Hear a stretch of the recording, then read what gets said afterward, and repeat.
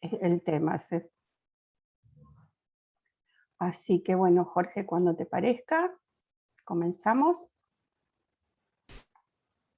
Perfecto, puedes compartir pantalla y arrancamos nada más. Ok. ¿Se ve bien? Perfecto. Bueno. El tema es actualización en diabetes. Creo que es un tema muy amplio para darlo en una hora. Así que bueno, me pareció muy importante como especialista reforzar el tema de los temas de diagnóstico, de tratamiento, profundizando lo que es el tratamiento en diabetes tipo 2, las nuevas drogas, y todo lo que es insulina, creo que tenían otra charla, y si no, bueno, lo vamos charlando entre todos, ¿sí? Lo primero que me interesa es hablar desde el antes de la diabetes, esto es, ¿quiénes son las personas que tienen riesgo de diabetes? ¿En quiénes tenemos que pensar y buscar la diabetes? Las personas que tienen antecedentes familiares de diabetes, los que tienen diabetes, las mamás, las madres que han tenido diabetes gestacional, las mujeres que han tenido hijos con macrosomía fetal, esto es, hijos de más de 4 kilos, los pacientes con obesidad, con un índice de masa corporal mayor a 30%, todas las personas con hipertensión, tenemos que buscar diabetes, y los que tienen en estudios previos por prueba de tolerancia a la glucosa o por controles de glucemia, lo que denominamos prediabetes, que es glucemia en ayuna alterada e intolerancia a la glucosa, que esto lo vamos a ir viendo. ¿Y cómo buscamos a esas personas? Este es el test de Findrich, no sé si lo ven bien o se ve cortado.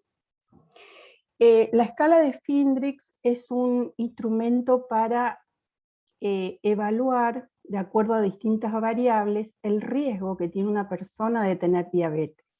Y esto me parece muy interesante para hacerlo desde el agente sanitario, el personal de salud, cada vez que tenemos contacto con una persona en el manejo ambulatorio, poder evaluar esto. Esto después yo se los paso. Las variables son la edad, de acuerdo a la edad se le van dando puntos, el índice de masa corporal, el perímetro abdominal, que es muy importante, si realiza actividad física, si come frutas o verduras durante la semana, si alguna vez le han medicado para hipertensión o si alguna vez le dijeron que tenía el azúcar alta en sangre. Y si hay antecedentes familiares de diabetes. De acuerdo a esto, tenemos el puntaje. ¿Y qué nos dice este puntaje? Acá abajo pueden ver el riesgo. Esto habla del riesgo de diabetes. Y lo que nos interesa son las personas que tienen más de 12 puntos. De 12 a 14 puntos, una de 6 personas en 10 años seguro va a tener diabetes. Y de 15 a 20 puntos, uno cada 3 personas en 10 años va a tener diabetes. Entonces, cuando hacemos este test a todas las personas que llegan a nosotros, a los pacientes, o se puede hacer screening también en terreno, le pedimos la prueba de tolerancia a la glucosa. ¿Bien? ¿Y cómo diagnosticamos la diabetes? Tal vez esto le parezca muy básico, pero me parece muy importante. Primero que el diagnóstico se hace por análisis de sangre, no se hace por monitoreo de glucemia, por glucemias capilares, y tampoco en Argentina se diagnostica por hemoglobina glicosilada, porque es un estudio que no está estandarizado, entonces puede tener muchas variables de acuerdo al método que se utiliza, y incluso la temperatura ambiente puede modificar los valores de la hemoglobina glicosilada. Así que no diagnosticamos si es un método que utilizamos para control y para evaluación del paciente. Y diagnosticamos con 2 valores en ayunas iguales o mayores a 126. 2 valores con una diferencia de una semana. O si tenemos una persona de riesgo, pedimos una prueba de tolerancia o nos da menos de 126, le pedimos la prueba de tolerancia. Y esa persona tendrá diabetes cuando el valor sea mayor a 200 a las 2 horas de la carga de glucemia. El tercer método para diagnóstico son las glucemias al azar mayor a 200, pero recordar que este mayor a 200 tiene que estar asociado a síntomas de hiperglucemia. Esto es polidipsia, poliuria, pérdida de peso. Y si hablamos de que la glucemia en ayuna normal es menor a 110 y a las 2 horas de la prueba de tolerancia es menor a 140, tenemos un margen entre 110 y 126 que no es normal y no es diabetes. Ahí entra la prediabetes, ¿sí? Al ser en ayunas, denominamos glucemia en ayuna alterada, y si el valor en ayunas da normal, pero a las 2 horas nos da entre 140 y 199, hablamos de intolerancia a la glucosa. Esto obviamente nos habla de riesgo de diabetes.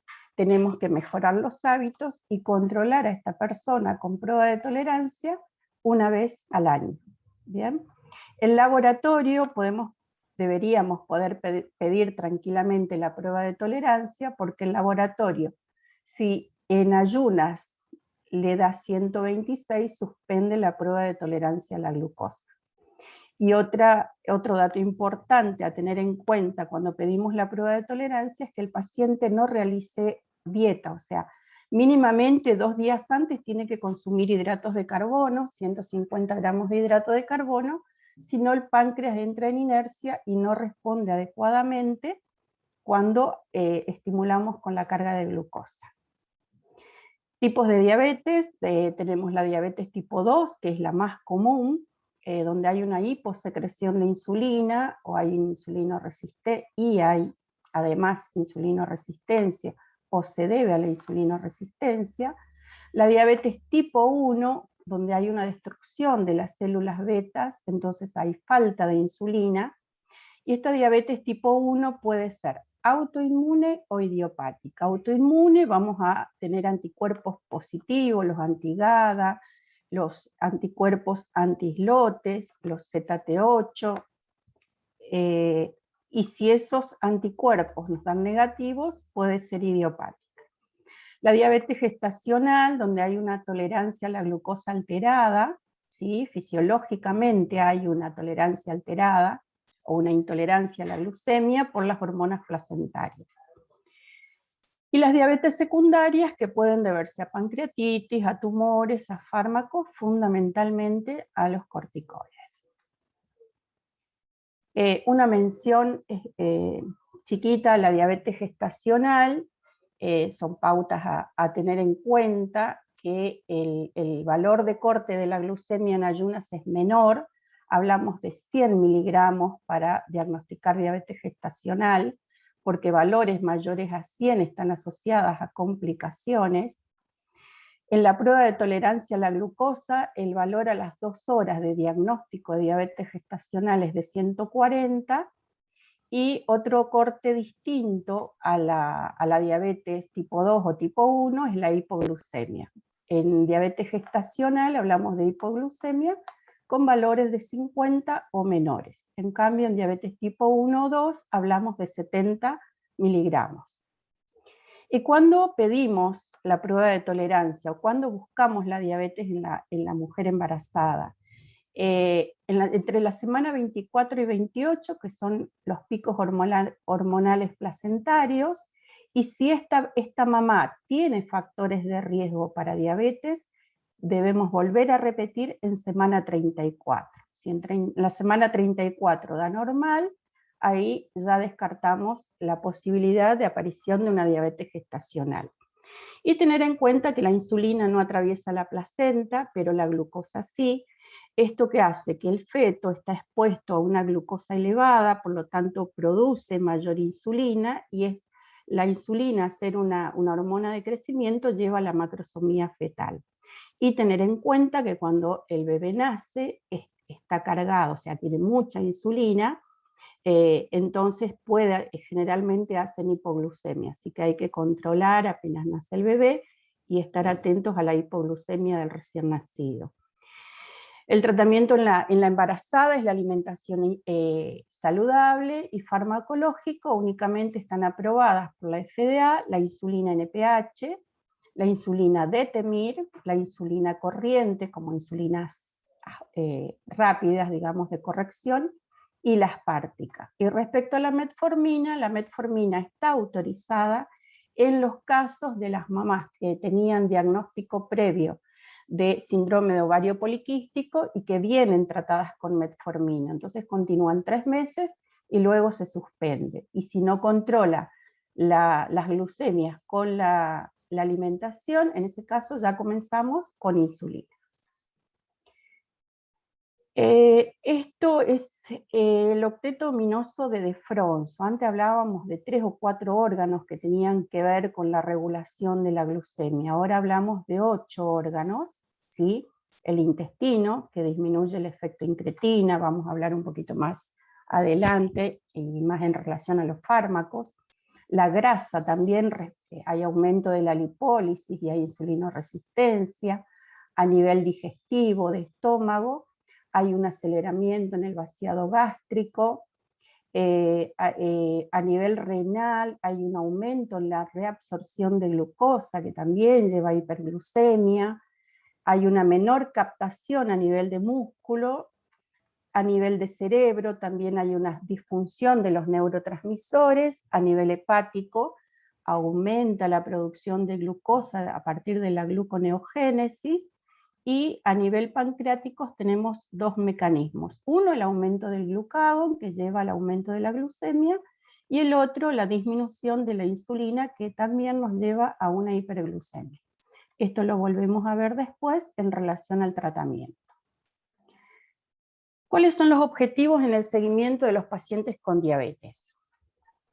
El automonitoreo glucémico. El paciente con diabetes tipo 2, vamos a referirnos ahora porque el tipo 1 es especial y tiene algunas pautas distintas. El automonitoreo glucémico podemos pedir en ayunas, antes de las comidas o 2 horas después de comer. Es lo ideal. Muchas veces el paciente tiene costumbre de medirse en cualquier momento. Ahí busca, Andrés, anda a ver. Por favor, cerramos la puerta para que se te esté. No está mal que se mida si tiene síntomas, sobre todo de hipoglucemia, pero nosotros teniendo estos valores controlados podemos decir de que vamos bien. Entonces, el objetivo en ayunas en el automonitoreo glucémico es de 110, que es bastante difícil. Antes de las comidas, 140 miligramos, y 2 horas después de comer, 180 miligramos. ¿Sí? Obviamente que los valores no son los mismos en relación a la ingesta. ¿Qué más debemos controlar siempre en el paciente? El peso, o sea, el paciente debe sentir que nosotros valoramos y nos importa el peso, ¿sí? Entonces, evaluar el índice de masa corporal, tratar de tenerlo en un índice de masa de normopeso menor a 25. El perímetro abdominal también es muy importante. Y acá le puse, bueno, una imagen un poco sencilla de cómo tomar correctamente el perímetro abdominal. Tenemos el reborde costal, el borde superior de la cresta ilíaca y la línea media entre estos 2 puntos. Allí es donde medimos el perímetro abdominal. Recordar que en los pacientes que tienen una obesidad mórbida, esto pierde valor por la obesidad misma. ¿Y por qué es importante el perímetro? A este nivel, ¿por qué medimos allí? Porque esta es la típica pancita alta y nos habla de la grasa intraabdominal.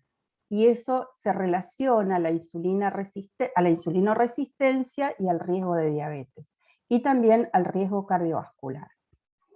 La presión también es muy importante en el control de los pacientes con diabetes, recordar de hacerlo con buena técnica, que tenga el descanso, que no tenga ganas de orinar, porque eso también sube la presión. Y el objetivo de la presión es de 130/80, y cuando tiene algún compromiso renal, bajamos a 120/70 el objetivo. También les quería comentar que respecto al seguimiento, la ADA, la Asociación Americana de Diabetes, respecto a la telemedicina, sugiere mínimamente 2 controles anuales, o sea, un control semestral presencial para hablar de buena práctica, ¿sí? ¿Vamos bien?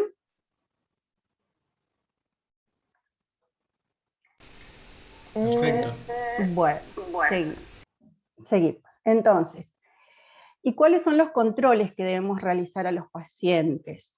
Tenemos controles trimestrales y anuales, aparte de lo que habíamos dicho anteriormente respecto al peso, la presión, el monitoreo. Los controles trimestrales de laboratorio son la hemoglobina glicosilada, el colesterol total. El colesterol total es importante también para determinar el riesgo cardiovascular con la tabla de la OMS y poder demostrar al paciente que bajando parámetros modificables disminuye su riesgo cardiovascular. El colesterol HDL y el LDL también son importantes, y los triglicéridos respecto al riesgo cardiovascular. El objetivo del LDL es 100, o sea, si no logramos en un paciente llegar a este valor, lo medicamos, ¿sí? Y los triglicéridos menor a 150. Recordar que los triglicéridos pueden estar relacionados o dependen en realidad del exceso de calorías. El paciente con triglicéridos altos hablamos de exceso de harinas, azúcar y alcohol. ¿Bien?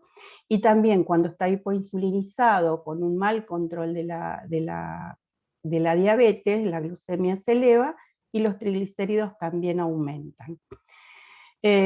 Hacer screening también de tiroides en todos los pacientes, y este control, tal vez si tenemos un paciente muy bien controlado, con una glicosilada de 6, sabemos que el paciente está bien, normopeso, que cumple los parámetros de buen control, podríamos llegar a extender un poquito más los controles, este control de laboratorio, no hacerlo trimestral, cada 4 o 5 meses. Respecto a los controles anuales de laboratorio, la creatinina, para valorar la función renal, el clearance estimado.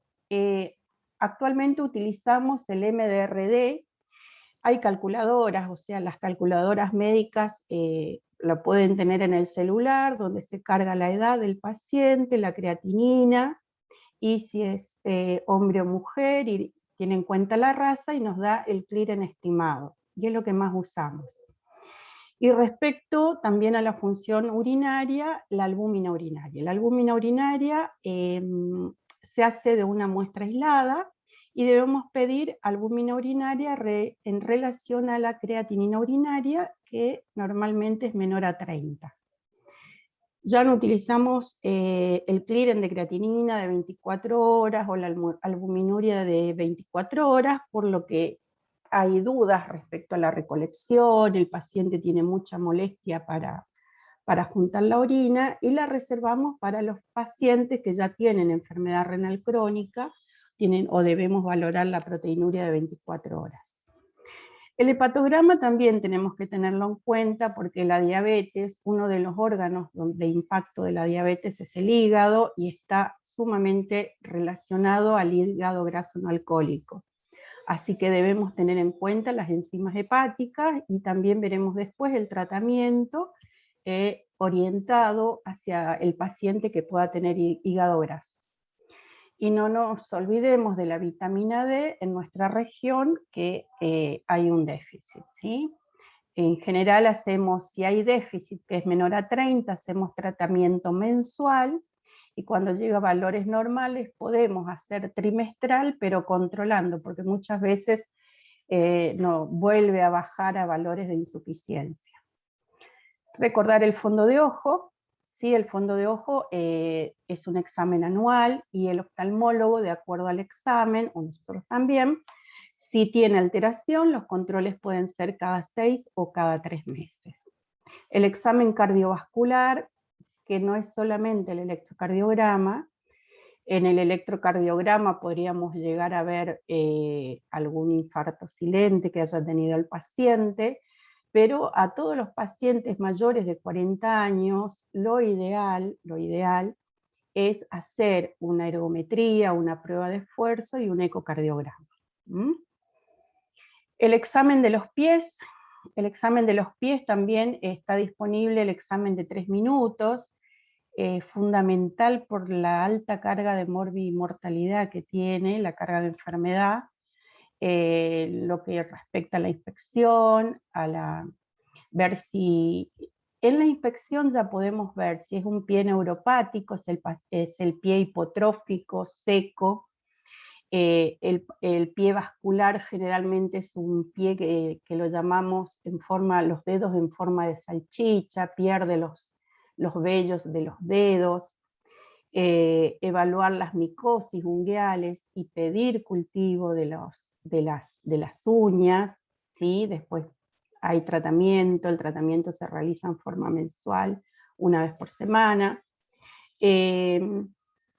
Y también es importante, bueno, educar en cuanto a los cuidados del pie, al uso de las medias claras, sin costuras, las zapatillas, los calzados que sean anchos, con hormas anchas, y no nos olvidemos de las inmunizaciones en los adultos, ¿sí? Las inmunizaciones para todas las personas adultas, que tiene que ver con la hepatitis B, con la doble adulto, y en los pacientes con diabetes, la antigripal anual y la antineumocócica, que en este caso se usa la Neumo 23. Si hay preguntas, paramos y lo vamos haciendo. Tratamiento farmacológico. Siempre debemos considerar que el tratamiento debe ser individualizado, no hay una receta para todos los pacientes, hay que discutirlo con el paciente, sobre todo por el tema económico, la tolerancia, y acordar con el paciente el tratamiento que vamos a realizar. Respecto a los antidiabéticos orales, los grupos de fármacos que tenemos son los insulinos sensibilizadores, los secretagogos, los que tienen efecto incretina y los inhibidores de cotransporte sodio-glucosa. Los insulinos sensibilizadores aumentan la sensibilidad a nivel hepático y muscular, y también a nivel del tejido adiposo. Los secretagogos, que son las sulfonilureas, favorecen la secreción de insulina de la célula beta del páncreas, o sea que estimula la secreción de insulina. Los fármacos con efecto incretina estimulan la liberación de insulina dependiente de glucosa, y los inhibidores de cotransporte sodio-glucosa tipo SGLT2 aumentan la excreción renal de glucosa. Acá nuevamente vemos esto, los insulinos sensibilizadores, las biguanidas, la metformina y las glitazonas. Dentro de las glitazonas, la pioglitazona, los secretagogos, las sulfonilureas y la repaglinida, con efecto incretina, los análogos GLP-1, este es el liraglutide, y los inhibidores de la DPP4, y los cotransportadores de sodio-glucosa, los inhibidores del cotransporte. Acá ampliamos un poquito más, la metformina. La metformina es la medicación de elección, siempre comenzamos con metformina y cambio de hábitos. La dosis máxima son 2000 miligramos por día. Tenemos que evaluar la tolerancia digestiva, por eso es que en general comenzamos con dosis baja, única dosis, dar con las comidas, con el almuerzo. Generalmente mientras está comiendo el paciente puede ingerir la metformina, o apenas termina de comer, luego aumentar la dosis, agregar una dosis a la noche. Y hay pacientes que no lo toleran. Yo vivo en Río Turbio y un paciente me comentó que él no podía viajar más porque no llegaba a Esperanza, que son 150 kilómetros, por la diarrea. Le hicieron todo tipo de estudios, endoscopía, suspendimos la metformina y terminó la diarrea. O sea que es importante la intolerancia gastrointestinal. Y esto es, persona dependiente. Algunos no le hace nada, puede empezar con los 2000 días y no le da ningún efecto, y otros no la toleran y hay que suspenderla. La metformina también es importante tener en cuenta que con creatinina mayor a 1.5 la debemos suspender, y no olvidarnos de estudios contrastados, ¿sí? Suspender 48 horas antes de los estudios contrastados con yodo o antes de las cirugías. Y otro punto a tener en cuenta es que altera la absorción de la vitamina B12 a nivel de ilion distal. No es un factor muy importante, pero tener en cuenta por ahí hacer dosaje de vitamina B12, más teniendo en cuenta los pacientes que puedan tener dolor neuropático, ¿sí? La pioglitazona, que dijimos que era otro insulino sensibilizador, mejora la sensibilidad a nivel de tejido adiposo, fundamentalmente hepático y muscular. El efecto que tiene es que puede producir aumento de peso, la dosis máxima es de 45 miligramos día, se toma en una sola dosis, y es sumamente efectivo en el hígado graso no alcohólico. O sea, los pacientes que tienen hígado graso responden muy bien a la pioglitazona, incluso lo usan en pacientes no diabéticos. Las sulfonilureas, que están quedando un poco relegadas, creo que siguen en cuanto al costo económico y a la disponibilidad, y los pacientes que no tengan recursos o la obra social no cubra los otros fármacos, tiene mucho riesgo de hipoglucemias, está contraindicado en la enfermedad renal. Cuando se utilizan en forma asociada con la metformina, limepirida, metformina, dar en dosis matutinas y vespertinas, o sea, a la mañana y a la noche. No dar en almuerzo y cena, porque aumenta mucho el riesgo de hipoglucemia por la vida media, sobre todo hipoglucemias nocturnas. ¿Y cuáles son? Bueno, la glicazida, 120 la dosis máxima, la glimepirida 4 y la glibenclamida 10. Esto ahora Remediar incorporó la glicazida, por suerte, así que podemos usar eso, que son muchos mejores que la glibenclamida. La repaglinida es otro insulino secretagogo. En este caso tenemos la característica es que el inicio de acción y la finalización del mismo es muy rápido, o sea, comienza a actuar a los 15 minutos y es muy efectiva para las hiperglucemias postprandiales. Tener en cuenta y decir al paciente que si no almuerza, no lo tome, porque va a tener hipoglucemia. Efecto incretina. ¿Y qué son las incretinas? Las incretinas son hormonas segregadas por las células endocrinas del intestino en respuesta a la ingesta de nutrientes. Las incretinas mejoran la secreción de insulina dependiente de glucosa y también suprime el glucagón postprandial. Esto es importante para las hiperglucemias postprandiales.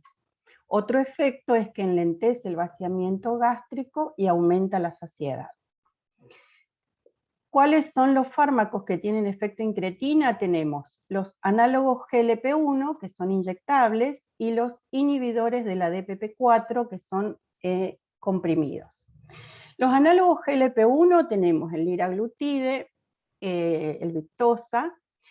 Se debe realizar un aumento progresivo en el tratamiento porque también produce intolerancia gástrica, náuseas, vómitos. Entonces comenzamos con 0,6, ya la lapicera viene dosificada en 0,6, 1.2 y 1.8, que es la dosis máxima.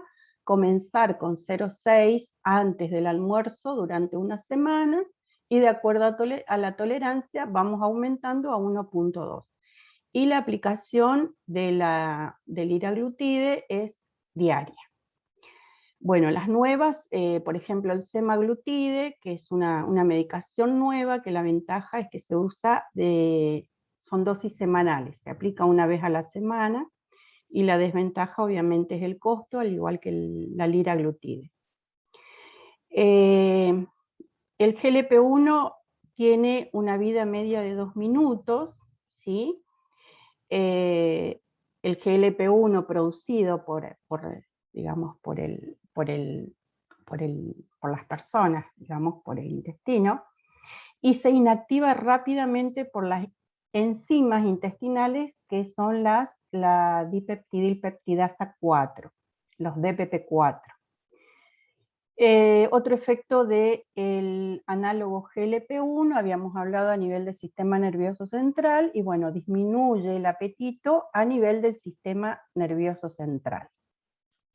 Entonces, como hablamos de las enzimas intestinales, que son las DPP4, otro grupo de drogas con efecto incretina son los inhibidores de la DPP4, que hacen, inhiben y degradan, inhiben a las enzimas que degradan la incretina.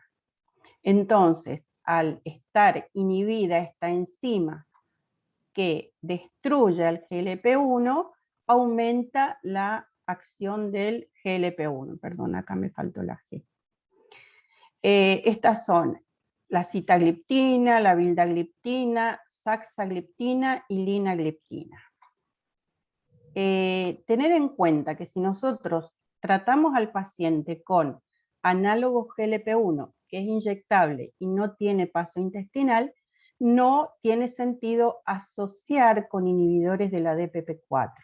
Entonces, si tenemos a un paciente con sitagliptina, vildagliptina, y vamos a agregarle liraglutide, debemos suspender esta medicación porque no tiene sentido y aumenta el costo. La sitagliptina se da en dosis única de 100 miligramos o asociadas con la metformina. La vildagliptina se puede dar en 2 dosis de 50 miligramos, 2 veces al día. La saxagliptina viene asociada a la metformina, y la linagliptina, tener en cuenta que la linagliptina es el único inhibidor de la DPP4 que no tiene metabolismo renal, tiene un metabolismo hepático, entonces la única que podemos usar cuando el paciente tiene insuficiencia renal. Y respecto al cotransporte sodio-glucosa, tenemos la empaglifosina de 25 miligramos, la dapaglifosina de 10.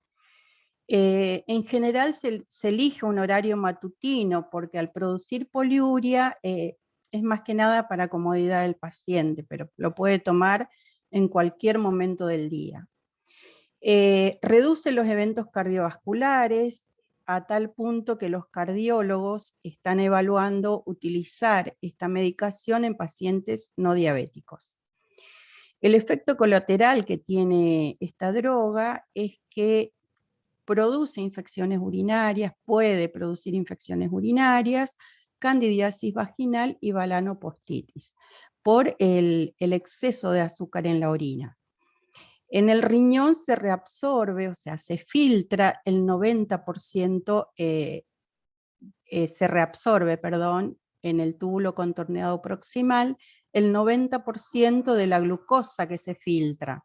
Entonces, al inhibir la reabsorción de la glucosa, esta glucosa se elimina por orina y va a hacer, en cierta forma, un caldo de cultivo. Así que si los pacientes tienen infecciones urinarias a repetición o candidiasis a repetición, la debemos suspender. Bien, bueno, el tema también es el alto costo de la medicación. Volvemos al octeto de De Fronzo y vemos que a nivel, la insulina, ¿dónde nos va a actuar la insulina? Mejorando esta lipólisis, ¿sí? Disminuyendo la lipólisis y la hiperglucemia. También actúa a nivel de músculo, mejorando la captación y la utilización de la glucosa. La insulina también actúa a nivel hepático, disminuyendo la producción hepática de glucosa y aumentando la glucogenogénesis. Y a nivel de páncreas, obviamente, actuando, o sea, por efecto directo del símil insulina. Los TZD es la pioglitazona, era uno de los insulinos sensibilizadores que hablamos. La pioglitazona mejora la insulinoresistencia a nivel de tejido graso, mejora la resistencia a nivel muscular y mejora la resistencia a nivel hepático. Los análogos GLP-1, el liraglutide, el semaglutide, dijimos que actúa a nivel digestivo, también a nivel del sistema nervioso central, inhibiendo la sensación de apetito. A nivel pancreático disminuye el glucagón postprandial, y bueno, el mismo efecto es si utilizamos por vía oral los inhibidores de las enzimas que degradan el GLP-1. El cotransporte de sodio-glucosa actúan a nivel renal, y estamos con los medicamentos, ¿sí? Entonces, esto nos hace pensar que nosotros tenemos que ver e individualizar el tratamiento de acuerdo a la característica clínica que tiene nuestro paciente. Respecto a las insulinas, no hice mucho hincapié en las insulinas porque no sé si tienen otra clase de insulina, o sea, otra charla. A grandes rasgos, tenemos las insulinas basales y las que llamamos prandiales, que son las de corrección. Las basales de acción intermedia, la NPH, que es la más disponible, sobre todo en internación y en los hospitales y pacientes sin cobertura social. Después tenemos los análogos lentos, que son la glargina, y acá aclaramos que es la U100, la detemir, que son insulinas que fueron utilizadas en un primer momento como monodosis, pero realmente no llega a las 24 horas, entonces en general o se usan 2 dosis o se puede usar asociada a los antidiabéticos orales como dosis nocturna para disminuir la hiperglucemia por la insulinoresistencia hepática nocturna. La detemir es una insulina que tiene mucha variabilidad, incluso intrapaciente. El mismo paciente tiene mucha variabilidad de absorción y de acción, entonces particularmente prefiero la glargina. Respecto a los análogos ultralentos, que son los que sí se utilizan cada 24 horas, tenemos la glargina U300 y la degludec, que es la tresiva. Estas insulinas, ¿qué debemos tener en cuenta? Que es muy importante la aplicación. Como tiene monómeros de liberación muy lenta, debemos verificar que el paciente no se aplique intramuscular, porque si no estos monómeros no se pueden liberar y no hay efecto de la insulina. Y lo otro a tener en cuenta es que cuando vamos a ir titulando, ajustando la dosis, debemos esperar 5 días. Por ahí con las lentas tipo glargina o detemir, cada 48 horas podemos ir ajustando la dosis. En cambio, con las ultralentas debemos esperar 5 días para modificar la dosis, si es que queremos aumentar. Respecto a las insulinas prandiales, tenemos la insulina corriente, que también es muy común de uso hospitalario, los análogos rápidos, que son la Aspartica, que es la Novorapid, la glulicina y la Lispro. Y este año se autorizó por la FDA en nuestro país la FIAS, que es una insulina ultra rápido que comienza a actuar en el momento y tiene su pico a la hora. Generalmente esto usamos para los pacientes que tienen una hiperglucemia postprandial a la hora. Bien. Respecto a el manejo de insulina en internación, tener en cuenta sobre todo las indicaciones y el momento de la aplicación. El paciente que tiene ingesta oral, el monitoreo debe ser media hora antes de las comidas y la insulina debe ser aplicada media hora antes de las comidas.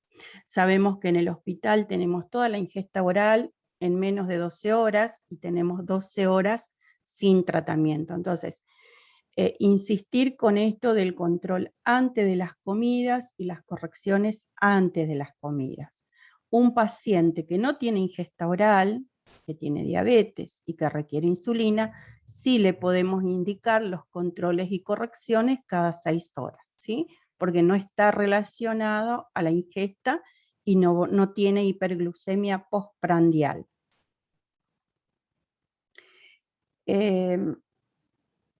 Cuando insulinizamos a un paciente, tener en cuenta que debemos entrenar al paciente en lo que es hipoglucemia, el reconocimiento y el tratamiento de la hipoglucemia. Las hipoglucemias por tratamiento insulínico exclusivo no se internan, se resuelven en la guardia y se va de alta, a diferencia de la hipoglucemia por antidiabéticos orales, sí deben ser internadas hasta regular y ver de que no vuelva a recaer en hipoglucemia.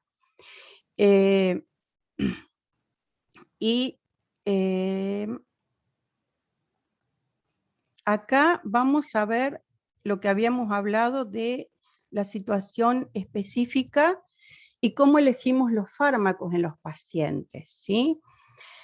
Siempre al momento del diagnóstico, cambio de hábitos y metformina si tolera. ¿Y cuáles son las distintas situaciones clínicas que podemos tener? Los pacientes con enfermedad cardiovascular o factores de riesgo cardiovascular, de elección, si podemos, y hay recursos, liraglutide o semaglutide, que son los análogos GLP-1, con y también los inhibidores de cotransporte sodio-glucosa por el gran beneficio que tienen a nivel cardiovascular. También podemos usar la pioglitazona porque se vio que disminuyeron los eventos cardiovasculares. Los inhibidores de la DPP4 si no usamos análogos GLP-1 y la insulina glargina o de Gludec. ¿Por qué estas insulinas? Porque son las que tienen menos riesgo de producir hipoglucemia. Perdón.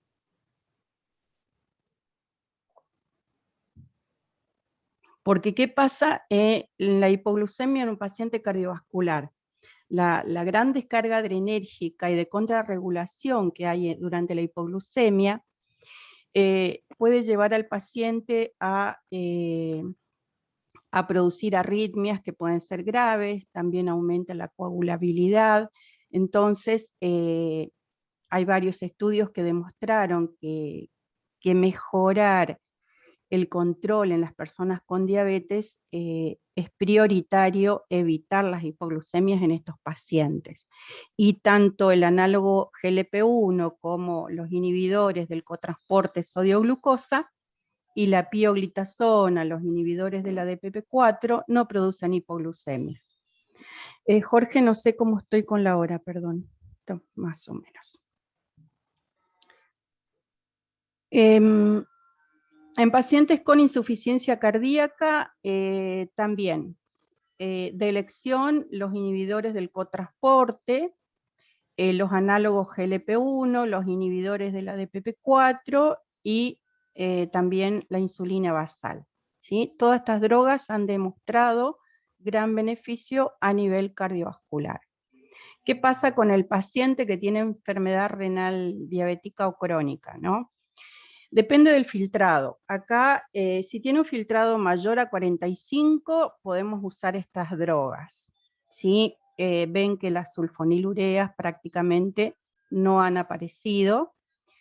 En los pacientes de 44 a 30 también se puede usar las mismas drogas y el corte lo hacemos acá en 30 mililitros, ¿sí? El liraglutide o los análogos están contraindicados en clearance menor a 15. Aquí, con menos de 30 de clearance, no usamos los inhibidores de cotransporte porque obviamente no hay paso y no hay reabsorción.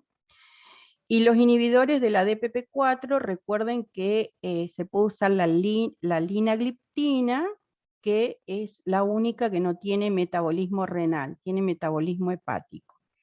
Insulina basal y bueno, la repaglinida y la pioglitazona en menor a 15 están contraindicados. Pacientes obesos, sobrepeso, análogo GLP-1 porque disminuye de peso, al igual que los inhibidores del cotransporte sodio-glucosa, ¿sí? Tener en cuenta los pacientes mayores. En este caso, ver si tiene fragilidad o no. Si el paciente no tiene fragilidad, o sea, es un paciente adulto mayor sin fragilidad, no hay contraindicación en la medicación. En cambio, un paciente con fragilidad o con limitación en la evolución terapéutica, damos los inhibidores de la DPP4 que no producen hipoglucemias y disminuyen el glucagón postprandial y la glucemia postprandial y obviamente la insulina. Minimizar la hipoglucemia, esto ya vimos, los medicamentos que no producen hipoglucemia y los pacientes que tienen más de 10 años de evolución, los inhibidores del cotransporte por la protección cardiovascular, al igual que el GLP-1, los análogos GLP-1, porque este paciente seguro es un paciente cardiovascular. La insulina basal y la pioglitazona. ¿Y cómo elegimos? ¿Cómo hacemos el tratamiento? Entonces, de nuevo, estilo de vida, el objetivo individualizado y la metformina si tolera. Y acá sí vemos la hemoglobina glicosilada. ¿De dónde partimos? ¿De qué hemoglobina glicosilada partimos? Si la glicosilada es menor al 1% de nuestro objetivo, o sea, supongamos que nuestro objetivo es el 7% y el paciente tiene 7,5, 7,8, o sea, menos del 1%, añadimos un fármaco a la metformina. Podemos elegir de acuerdo a la característica clínica del paciente. Si a los 3 meses no logramos el objetivo, agregamos otro. Tendríamos 3 fármacos orales o 2 más insulina basal. A los 3 meses no llegamos al objetivo, busquemos las hiperglucemias postprandiales, porque tal vez en ayunas o antes de las comidas está bien, pero tiene hiperglucemia postprandial y eso hace de que no mejore la glicosilada, entonces tendremos que agregar insulina preprandial, antes de las comidas, ¿sí? O el GLP-1, que dijimos que inhiben al glucagón postprandial y que es el encargado de la hiperglucemia. Ahora, si la glicosilada está entre 1 y 2% del objetivo, añadimos 2 fármacos directamente a la metformina, ¿sí? Elegimos de acuerdo a la situación clínica y si no controlamos, 3 fármacos o 2 más insulina. Lo mismo, si no llegamos a la glicosilada objetivo, vemos las postprandiales, las glucemias postprandiales. Ahora, podemos tener este corte de hemoglobina glicosilada de 10%. ¿Y qué puede pasar con esto? Que el paciente tenga más de 10% y tiene más de 300 de glucemia y está muy sintomático, o que tenga más de 10% pero está asintomático. Si el paciente tiene más de 10% y está asintomático, tenemos tiempo, le podríamos iniciar con liraglutide más un cotransportador de sodio-glucosa. Esto es la empaglifosina, que es el Jardiance, o la dapaglifosina, que es el Forxiga. Ahora, ¿qué hacemos con el paciente que tiene más de 10 y está hiperglucémico y sintomático? Y tenemos que comenzar con agregar a la metformina insulina y un GLP-1 o un cotransportador. ¿Y por qué ponemos insulina? Porque esta hiperglucemia con síntomas nos produce un efecto glucotóxico a nivel pancreático. Entonces es como un efecto, como un círculo vicioso que lo lleva a la insulinoresistencia. Entonces tal vez hacemos insulina y después podemos suspender la insulina una vez que disminuimos este efecto glucotóxico pancreático, ¿sí? Si llegamos a controlar los síntomas, pasamos a los antidiabéticos orales, y si no controlamos los síntomas con la basal, vamos a las glucemias postprandiales. Estos son mis datos para los que quieran comunicarse conmigo. Esto es todo lo que yo preparé. No sé si quieren hacer preguntas. Y antes que pasemos a las preguntas, quisiera comentarles que estamos trabajando con el programa de telesalud, que es usamos una plataforma que es del Ministerio de Nación, donde se pueden hacer consultas de segunda opinión, y estas consultas vienen directamente, pueden venir a mí o pueden ir al doctor Sálamo, que es el referente en Río Gallegos, y tal vez tengan dudas, ¿puedo usar este fármaco? ¿Tengo esta paciente con tal fármaco y le pasa esto? Lo que necesiten, la plataforma está para eso, ¿sí? Para las consultas de segunda opinión, para las dudas que tengan. Y respecto a diabetes tipo 1, creo que es muy amplio el tema y merece una charla aparte. Y decirles que del total de pacientes con diabetes, el diabetólogo solamente debería manejar el 5% de los pacientes con diabetes. El resto lo maneja clínica médica, lo maneja el médico generalista, ¿sí? Cuando el generalista le supera, pasa al médico clínico. Cuando el clínico no lo puede controlar, no lo puede manejar, pasa al diabetólogo. Pero hay situaciones que sí o sí ameritan manejo por el especialista, que son la diabetes tipo 1, las embarazadas pregestacionales, o sea, una mujer con diabetes que se embaraza, porque hay que insulinizarla, hay que controlar, hay que ajustar la medicación. A medida que avanzan los trimestres del embarazo, aumentan los requerimientos de insulina por estas hormonas placentarias tan insulinoresistentes. Y bueno, los pacientes con complicaciones como enfermedad renal, con retinopatía, un paciente con retinopatía, si bajamos de golpe la glucemia, sufre una hipoglucemia a nivel de vasos y de nervios que puede llevar a un desprendimiento de retina. En fin, una serie de situaciones donde las complicaciones crónicas avanzadas de los pacientes deben ser manejadas o por lo menos seguidas también por el diabetólogo. Así que bueno, esto es todo lo que tenía preparado. No sé si era lo que esperaban, y si tienen alguna pregunta, estamos. Hola Mónica, mucho Hola. gusto. ¿Qué tal? Yo soy la Igualmente. doctora Páez y pertenezco a Docencia e Investigación y estoy en el servicio de clínica médica. Genial. Un gusto. Encantada y muchas gracias, antes que No, por nada. favor. Sí, tenía una duda, Mónica, que es habitual, ¿no suele pasar que ingresan pacientes con un debut diabético, 5 gramos de glucemia, lo internamos, se insuliniza, se normalizan sus glucemias y hay que darle el alta? ¿Lo correcto es que ese paciente se vaya con insulina o esperamos a ver cómo responde a los hipoglucemiantes orales? Ahí también nosotros nos entra en juego si el paciente tiene obra social, si el paciente tiene carné hospitalario, qué medio social tiene, obvio que eso también se analiza, pero quería saber tu opinión con respecto a ese tipo de pacientes. Es un paciente muy común.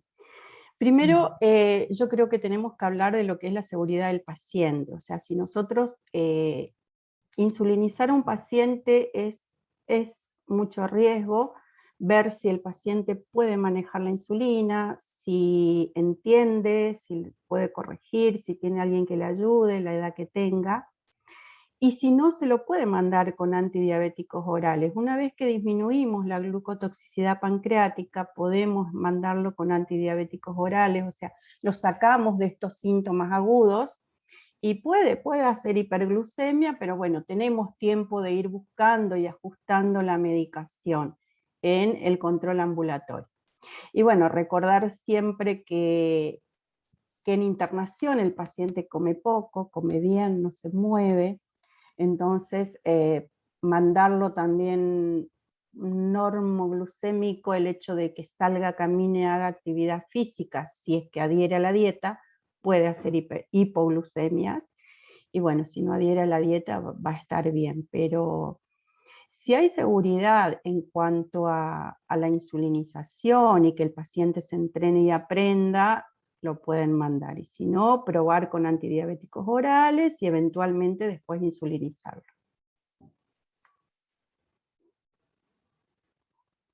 Bien, perfecto, muy clara tu respuesta. A ver si hay alguna pregunta, la pueden hacer por medio del chat o directamente activando el micrófono. Ujú. Bueno, Un muy tema, bueno el dato.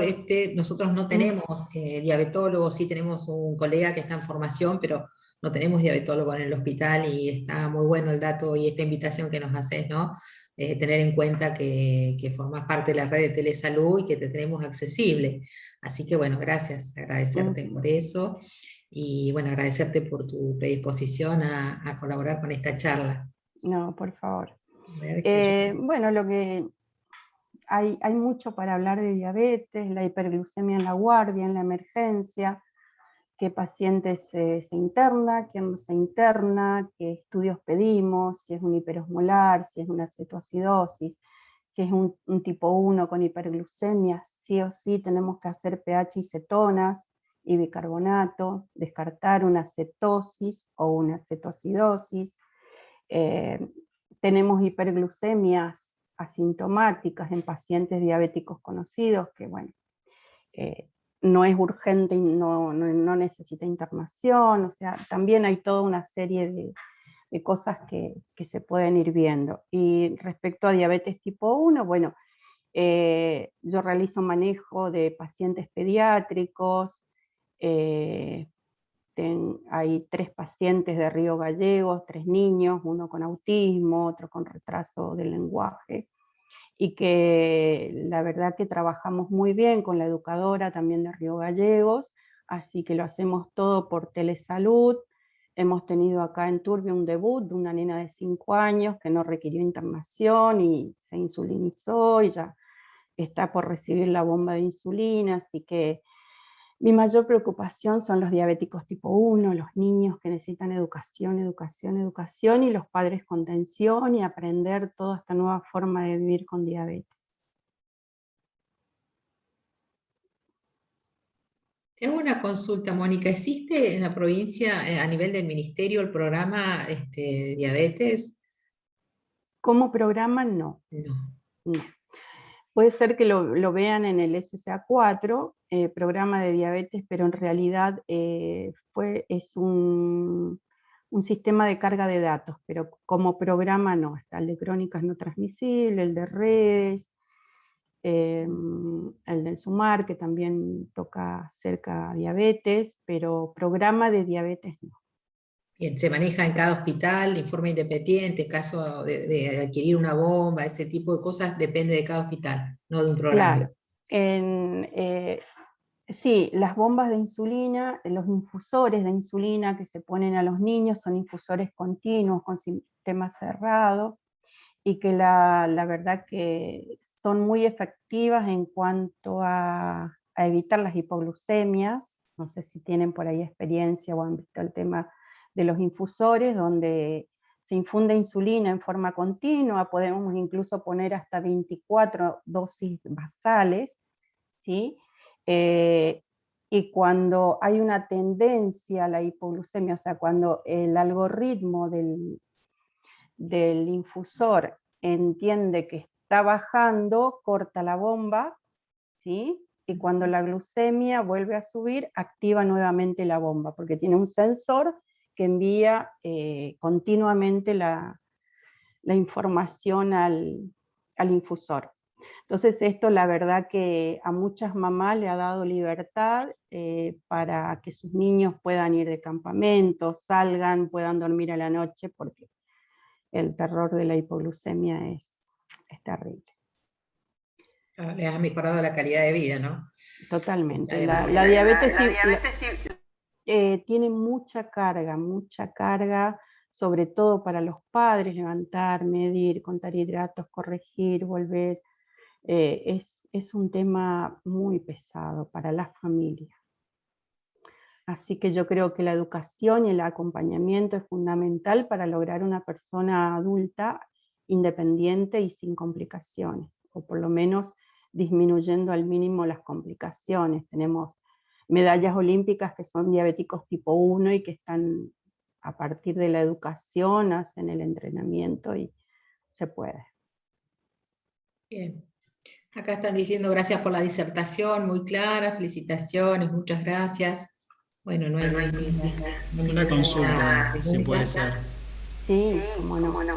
La escala de Findrix en lo que es prevención, ¿es específico o exclusivo del médico, del clínico, del generalista o lo podemos hacer todos? Yo creo que en esto de mejorar y usar bien los recursos, por decirlo de alguna forma, lo ideal es que lo use personal no médico, ¿sí? O sea, todo el agente sanitario lo puede hacer, cuando va a terreno hace la escala de Findrix, es preguntarle lo único que necesita pesar y medir al paciente para sacar el índice de masa corporal y medirle el perímetro abdominal. El resto son preguntas, así que se puede hacer un screening, un tamizaje en terreno tranquilamente y usar esto como búsqueda de diabetes y no el monitoreo capilar, porque la glucemia capilar no nos dice nada, ¿sí? Cuando nosotros tenemos una glucemia en ayunas de 126, ya hablamos de un 60% de un páncreas que ya está agotado. Así que tenemos que hacer la escala de Findrix, tenemos que diagnosticar precozmente a los pacientes que tienen riesgo y tenemos que diagnosticar más por prueba de tolerancia a la glucosa a las 2 horas, que prácticamente nos adelanta 5 años el diagnóstico de la diabetes. Perfecto. Muchas gracias. Bueno, quiero aprovechar a recordarles que el próximo miércoles tenemos la clase de salud mental que el licenciado Alejandro Delicio va a disertar sobre pandemia, la repercusión en el personal de salud, así que los esperamos a las 18 horas. Agradecerte, Mónica, nuevamente tu participación y bueno, estaremos en contacto.